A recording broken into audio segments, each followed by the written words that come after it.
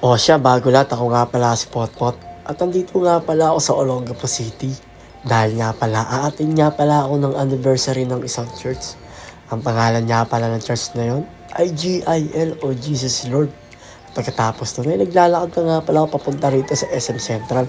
Grabe lang ang daming tao rito. Dahil talagang sobrang saya dahil December na rin ngayon. At syempre habang naglalakad ako medyo nag-flex nga pala ako ng mukha ko rito. Pasensya na nga pala, hindi ako gwapo at pangit nga pala ako sa personal. Pero siguro may mabuti naman akong kalooban. O siya, pumasok na nga pala ako di sa SM Central. Dahil talagang gusto ko nga pala makita yung loob nito dahil ang daming tao nito. At syempre makakalimutan pa ba natin, dito nga pala sa SM Central, marami ka palang mabibili rito. Nandito nga pala yung kotseng hinahanap mo tsaka yung mga Dunkin Donut. Sa paglalakad ko nga pala rito, ay bumili nga pala ako sa Jollibee. Dahil ang sarap at nagugutom na rin ako ng mga oras na to. Sa mga gusto pumasyal dito, marami kayong mabibili rito. Bukod sa marami kayong mabibili, marami kayong mapipili ang mga gamit o mga bagay na mga pwede sa inyo. Pagkatapos doon ay pumasok na nga pala ako sa Jollibee para mag-order na nga ang kakainin. Dahil nagugutom na nga pala ako nito ng mga oras na to. Kaya naman, pumindot-pindot na nga pala ako dito. Pinindot ko nga pala siya. Pinindot ko nga pala itong screen. Kaya naman, kung pinag-iisip ninyo. O shit, bumili nga pala ako ng makakain ko nito. Dahil nagugutom na nga pala ako. Pinili ko nga pala itong pineapple large. Dahil gusto ko nga pala ito si Jollibee. Bukod sa masustansya na, marami pang vitamina.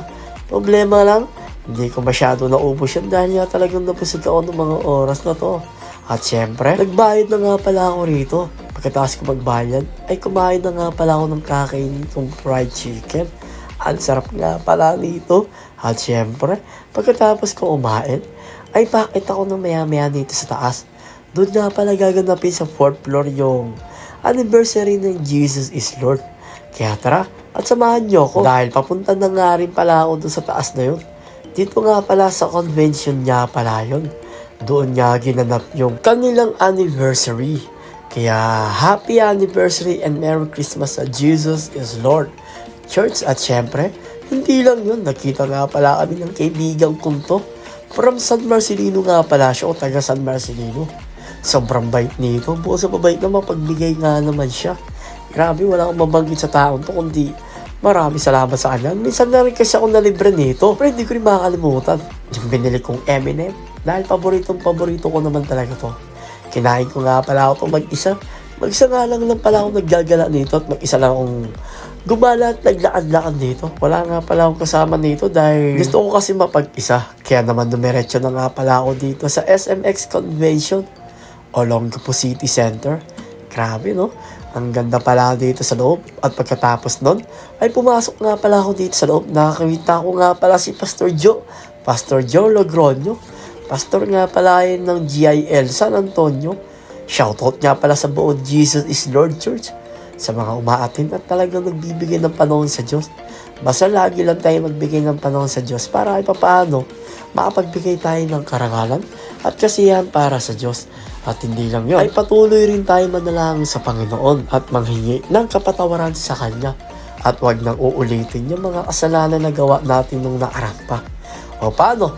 Ako nga pala si Potpot. Again, wala na nga palang TV. Potpot na nga pala yan. Hanggang sa muli, maraming salamat sa inyo lahat. Again, sa mga gustong magbago sa 2026, tara, umpisa na natin. Para kahit paano, pagpalain tayo ng Diyos. Hanggang sa muli, paalam!